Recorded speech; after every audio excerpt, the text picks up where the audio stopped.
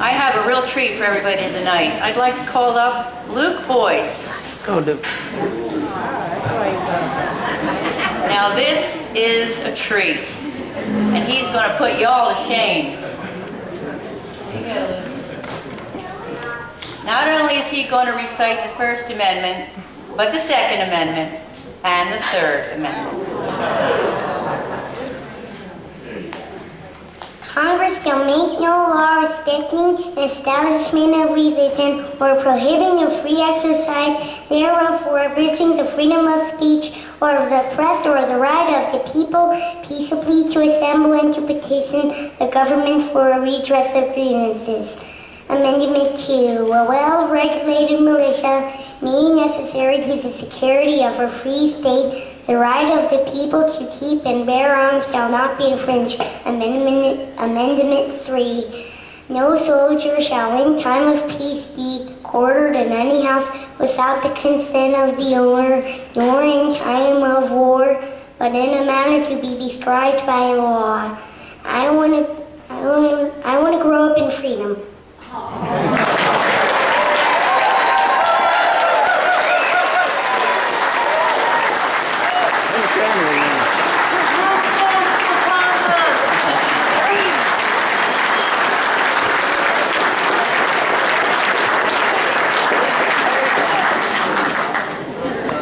Does that put everybody to shame? Okay. Now, by next meeting, he'll have the 4th, 5th, and 6th done, I'm sure.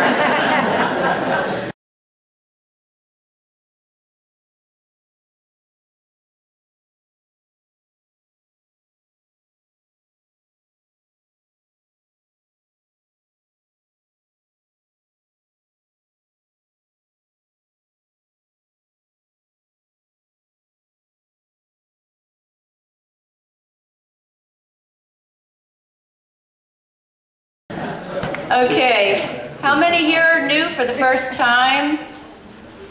Wow, that's great. Thank you. Welcome.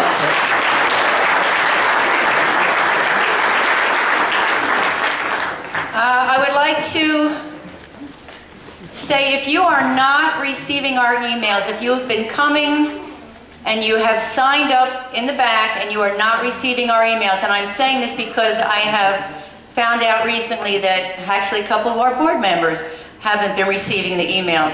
So there's apparently something on the email that people are clicking that is taking you off the email.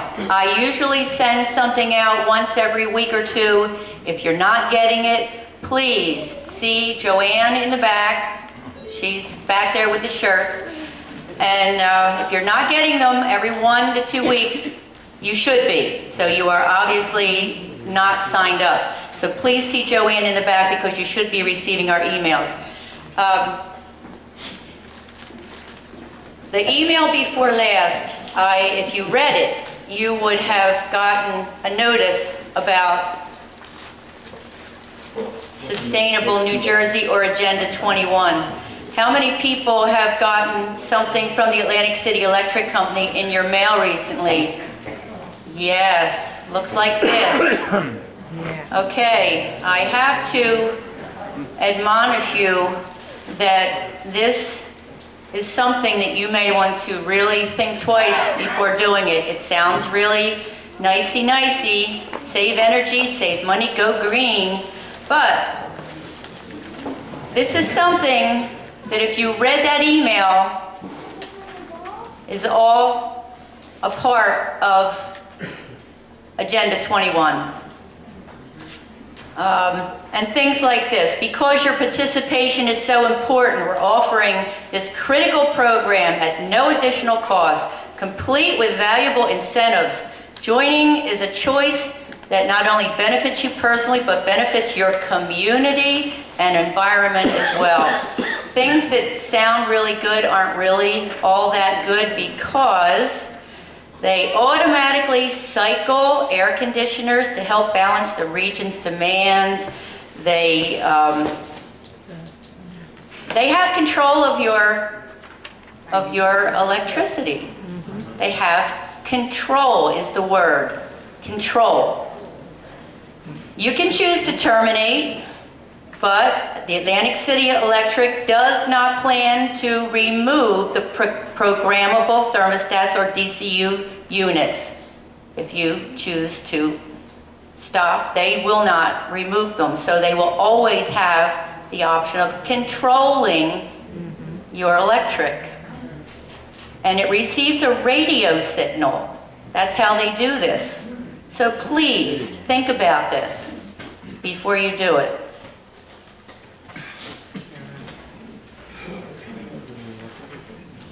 Okay. Now the other thing is, does everybody know what's going to happen on November 9th? The day after the elections? Yes, and we're going to have all new people and, yeah. The United States Department of Homeland Security's Federal Emergency Management Agency and the FCC will conduct the first nationwide test of the emergency alert system. The nationwide test will occur on Wednesday, November 9th at 2 p.m. Eastern Standard Time and may last up to 3.5 minutes. The EAS is a national alert warning system established to enable the President of the United States to address the American public during emergencies. This is the first time this has ever been done like this, on this scale. Every piece of, every one of your television, radio, cable, satellite, video services will be shut off in the United States. Shut off on November 9th. Yeah. So please, when I send you something that talks about Agenda 21, please pay attention to it. This is scary. I don't know about you, but I don't like this. Okay, and it's all done because they're saying they want to make sure in an emergency they'll be able to do something. Well, yeah, sure. They want to see, well, you take it for what it's worth, okay? Just know on November 9th that that's going to happen. All right. 2 p.m. for about 3.5 minutes. And Peter, you said something they were actually considering something maybe about cell phone use also? When I heard what was on there. But it's not on the website It's now. not on the website, but that's also a consideration too. So just be aware of this. That's what we're here for, to educate and inform, right? Okay, the straw poll results. I gave those out last night. Not everybody responded to that, and I know it's early, but I was just looking to see, you know, what the feel in the area was. The results of the straw poll were Herman Cain came in at 57% of the vote. Ron Paul was 15.1%. Michelle Bachmann was 8.6%. Newt Gingrich and Mitt Romney came in tied at 6.7%. Rick Santorum at 5.8%. And I reported Rick Perry at 0.1%, but it actually should have been 1%. Okay, so that was a typo on my part, but it was 1%. But that's how it came in right now as it stands. Okay. And another thing, do you remember a couple of months ago when Dr. Adrienne Cresswell was here and she spoke on the Health Pact? It was that medical plan. It wasn't a contract with your providers, but it was a contract. It wasn't an insurance plan. She will be meeting with people because I promised that I would have her come to talk with people who wanted to know more about that medical contract. So she will be coming over to Chestnut Assembly of God that's in Vineland. That is also on the email I just sent out. If you're interested in more information about that insurance contract, not insurance plan, an insurance contract that she spoke about a couple of months ago, on November 18th, Friday at 7 p.m., she will be over at Chestnut to give more information about that. There were quite a few people here who wanted to know more about that. Chestnut Assembly. at Chestnut Assembly. It's on the last email, and if you want to know more about that, just come see me afterwards. Okay, and we did start our Constitution classes over at Chestnut. Please, if you haven't taken any of the classes and you want to know what it's about, just stop by. Stop by. They're Monday nights, 7 o'clock. Just come see what it's about. Because I promise you, if you do, you'll want to sign up the next time we have classes. They're great classes. And our next meeting is December 6th with Dr. Gail Kesselman from the New Jersey Citizens for Immigration. Pick up an agenda. It's on the bottom of here to see what that's about. That's going to be a great meeting next month as well. Jerry, you want to come up and talk? We have, I try to keep you up to date on what's going on with in emails through the state and through the federal government, but Jerry has taken on a job that we're going to have back here every month. Some critical points that are happening in our federal government, and Jerry's going to tell you about it. Hi, everyone. Again, I'm Jory Dickinson, and I'm a member of the Executive Committee of the Greenwich Tea Party Patriots. And as Brenda said, we're here to educate and inform. And I'm now monitoring federal legislation as it relates to the mission and principles of the Greenwich Tea Party Patriots of South Jersey. And I found 2 bills that meet these criteria. That's not to say there's not more, but I've found 2 bills for this month that meet the criteria and require the support of our congressional representatives. The first bill is H.R. 2040, and that's the National Right to Work Act, which would eliminate compulsory unionism in every state of the United States. So employees would be free to choose whether or not to join a union. And I think that's a good thing. You wouldn't be forced to join a union anymore if this bill is passed. The second is H.R. 10, and that's the Regulations from the Executive in Need of Scrutiny Act, otherwise known as the REINS Act. The passage of this bill would no longer allow the executive branch or its agencies to create and implement major regulations on their own, as Obama has been doing as a way to circumvent Congress. A good thing. Rather, in order for major regulations to be enforced, the House and the Senate would have to pass all newly proposed regulations with an economic impact of over $100 million. Congressman Lobiondo is not a co-sponsor of either of these bills, and we need to write or call or email him and urge him to support the bills. The REINS Act, the H.R. 10, has 192 co-sponsors, and again, we'd like to see Lobiondo as a co-sponsor as well, and a supporter. So we have information about these bills, and we also have letters that you can use to send to Congressman Lobiondo. I'll be at the back table, back to your... Back there. That way. Left. With this information, so please stop back during the break or sometimes before you leave to pick it up. Thank you.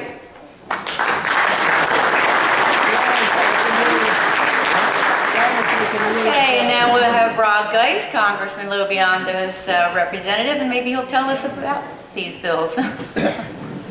Thank you very much. Appreciate it, Brenda. Thank you again for the invitation. Congress is back in session, and getting on to what the good Reverend said before we came down earlier tonight, there was a vote about reaffirming "In God We Trust" as the national motto.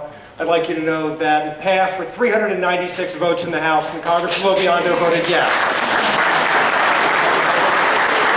The resolution, while the motto has been in use for over 100 years, this would encourage the use of it at public buildings, in education, other things like that, and trying to put the motto out there that has been so long in our money to be in everyone's everyday use, more than just what you hand over at the Wawa counter for getting coffee.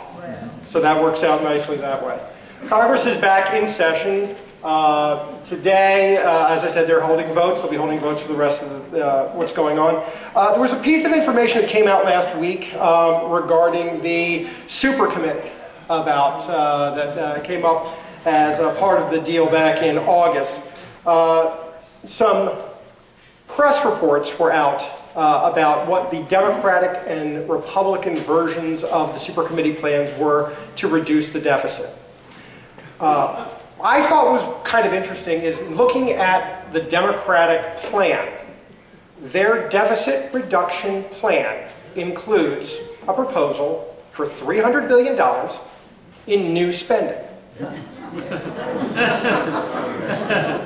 I looked at it 3 times because I thought maybe somebody wrote it up wrong, or no, $300 billion in new stimulus spending. It's kind of interesting that in a deficit reduction plan, I would assume going down, it's kind of strange that you advocate for more money. The Republican plan came out with no new spending and no new taxes. What's ultimately going to happen on this is really anybody's guess at this point. But one of the things that was important to bring out is they were talking about the new spending and the new taxes that are in the Democratic plan. By the way, $1.3 trillion in new taxes offered by the Democrats, mostly by letting the Bush-era tax cuts expire, which would be $800 billion in and of itself. So another $500 billion on top of that because, you know, if you're going to raise it 800, why not raise it more? It's interesting in looking at that. If you take out all the new spending, what are you left with? Well, you get somewhere closer to actually being more of a deficit reduction plan. The idea here, as I think everybody in this room understands it, is we have a spending problem. We don't have a taxing problem. And the interesting part is somebody pointed out and said, look at the Democratic plan. New spending, new taxes. We already had a vote on this in Congress. It was the Obama fiscal 2012 budget. It had a hard time finding any Democratic votes. And I don't think that this plan would pass muster, 1, with the Republicans, and 2, with a lot of the Democrats, because some of them understand what's going on too. So what needs to happen with this is a plan needs to be brought up by November 23rd of this month. Otherwise, automatic cuts begin to go into effect on an across-the-board status. We're going to have to wait and see what goes on that way. But in terms of spending money, everybody knows Fannie Mae, Freddie Mac, okay? There was a news story out today that talked about the 2 CEOs of those 2 government-sponsored enterprises receiving over $13 million of taxpayer money in bonuses awarded to them. Now, the Congressman put out a press release, which is up on our website at house.gov/Lobiondo, calling these absolutely unacceptable. It didn't go through Congress. It's money that they can award themselves. So, those of you who think that Fannie Mae and Freddie Mac did a good enough job to get $13 billion in bonuses, raise your hands. Sorry, 13 million. You're absolutely right. Sorry, 13 million. This is 13 billion. Something's tremendously wrong. Still, 13 million, and you know, 13 bucks quickly between them might be a little bit much. Anyway, true. So once again, that is some of the mindset under the current administration. Let's spend money, and spend money, and spend money, and spend money. That's not the way that this problem is going to get solved. This is how we got into this problem. So one of the things that the Congressman is working on and trying to work with his Republican allies and Democratic allies that are on the other side. Remember, on some of these votes that you've seen in the Senate, the only thing that's been bipartisan in these votes is the opposition to the President's jobs bill package. Now, when the President's right, as in there was a 3% withholding tax that's being held by the government, the Congressman voted to repeal that, as did the vast majority of Republicans and Democrats. It's a good idea. If there are good ideas, let's pursue them. But you just can't sit there and pound the thing and say, pass the bill, pass the bill, pass the bill. Because The bill isn't good. There are good elements of it. But the bill in itself isn't good, and the congressman won't support it. And I think he's joined by the vast majority of members on both sides of the aisle, because you haven't even seen it come up for a vote in the House yet. So, there's a lot of work to be done. On the other two issues, on the other bills, I'm more than happy to go back, take your questions, give answers. We got one question from last week. Stephen Lang had sent it to me asking about everybody's favorite billionaire, Warren Buffett. Does Warren Buffett owe $30 billion in taxes to the IRS? I haven't been able to find that he personally owes any money to the IRS. However, there is his fund, Berkshire Hathaway, is in an ongoing negotiation, that's how it's reported in the corporate report, with the IRS over back taxes. They don't give an actual number that I could find in there, but they are doing something with it. Estimates in the news report say that it might be as much as $15 billion, somewhere in that neighborhood. So that's one answer that we've got with that. Like I said, when we're done, I'll be in the back taking questions and everything else like this. Once again, on behalf of the congressman, thank you so much for the invitation here, and please keep up the good work.